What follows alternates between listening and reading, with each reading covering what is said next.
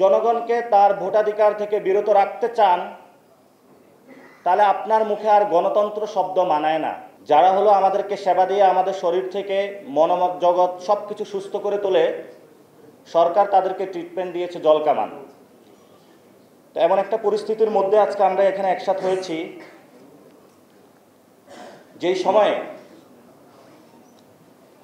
বাংলাদেশের মানুষ প্রশ্ন করছে যে বাংলাদেশের মানুষের আসলে সংস্কার প্রয়োজন আছে নাকি নাই।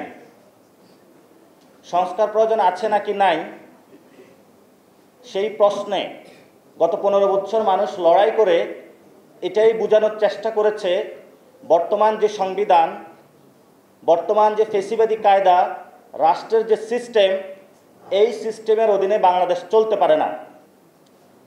সেই জন্য বিএনপির মাঠ লেভেলের অসংখ্য নেতাকর্মী হাসি মুখে তাদের পায়ে গুলি বরণ করে নিয়েছিল।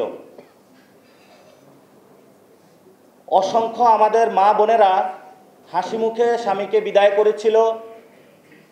জেল গেটে গিয়ে কখনো তারা ভারাক্রান্ত হয়ে ঢুলে পড়ে নাই যে আমার স্বামী একটি যুদ্ধে চলমান আছেন, যে যুদ্ধটা হলো শেখ হাসিনা রিজিমের বিরুদ্ধে।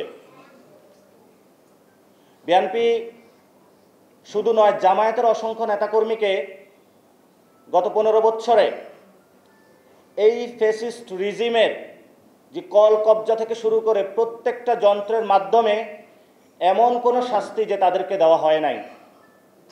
ইলিয়াস আলীর লাশ কিন্তু আমরা এখনো পাই নাই। শিবিরের মোকাদ্দেস আলীর লাশ এখনো আমরা খুঁজে পাই নাই। ফলত পুরো বাংলাদেশ যখন একটা জায়গায় ঐক্যমত হয়েছে, ঐক্যবদ্ধ হয়েছে যে বাংলাদেশে আমরা একটা সংস্কার চাই, হাসিনা যে ফ্যাসিস্ট রিজিমের বাংলাদেশে প্রতিষ্ঠা করেছিল, সে 72 সালের সংবিধান থেকে শুরু করে এটার আমরা পতন চাই। আমরা একটা যুদ্ধে অবতীর্ণ হলাম, সেই যুদ্ধে আমরা জয়ী হলাম এবং সেই যুদ্ধের পরে যে আমরা বাংলাদেশটা কিভাবে চালাবো সেটার জন্য সবাই একসাথে বসলাম। বসার পরে সবাই ঐক্যমত পোষণ করলাম যে আমরা বাংলাদেশটা আগামীতে এই সংস্কার কার্যক্রমের ভিত্তিতে হলে আগামী বাংলাদেশটা চালাবো। কেন চালাবো?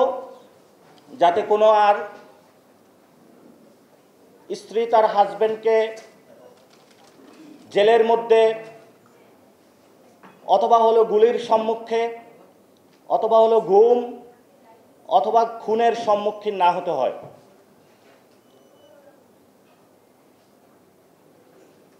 সদ্য ভূমিষ্ঠ সন্তানের কোনো বাবা যাতে এই ফ্যাসিস্ট রিজিমের ভবিষ্যতে ফেসিবাদী আচরণের শিকার না হয়, এই জন্য আমরা সংস্কার প্রক্রিয়াগুলা একটা জায়গায় ঐক্যবদ্ধ হয়েছিলাম। কিন্তু সেই সংস্কার প্রক্রিয়া থেকে একটি দল বেরিয়ে গেছে। বেরিয়ে গিয়ে তারা বক্তব্য দিল যে জুলাই সনদ জনগণ বুঝে না, গণভোট জনগণ বুঝে না। তো যদি জনগণ যদি না বুঝে, স্কুল কলেজের বাচ্চারা যদি সংস্কার না বুঝে, তাহলে পুরো ঢাকা থেকে পুরো বাংলাদেশের যে দেওয়ালগুলো রয়েছিল, এই দেওয়ালগুলো আঁকলো কারা? তাহলে এই দেওয়ালগুলো বিএনপির নেতাকর্মীরা আঁকে নাই, কারা এঁকেছে? বাংলাদেশের একটা বড় জেনারেশন সংস্কার চায়। এই যারা সংস্কার চায় তাদের এখনো তারা বড় একটা অংশ আকারে সুইং বোট হিসাবে রয়ে গিয়েছে। ডেটা ক্যালকুলেশনে এসেছে যে 40 থেকে তারও প্লাস বাংলাদেশের মানুষ এখনো ডিসাইড করে না যে কাকে তারা ভোট দিবে। তারা তখনই ডিসাইড করবে তারা বাংলাদেশে যারা সংস্কার চায় তাদেরকে তারা আগামী বাংলাদেশে ভোট দিবে। এই জন্য আমরা বর্তমানে যে রাজনৈতিক দল সংস্কারের বিরুদ্ধে দাঁড়িয়েছে, আমরা তাদের কাছে আবেদন রাখব, এই দেশের সার্বভৌমত্ব, অখণ্ডতা, বাংলাদেশ রক্ষার জন্য আপনাদেরকে সংস্কার ঐক্যমত কমিশন যেটা দিয়েছে সেটা মেনে নেওয়ার আহ্বান আমরা রাখলাম আপনাদের কাছে। প্রশ্ন এসেছে গণভোটের। সংস্কারের পক্ষে জনগণ ভোট দিতে চায়,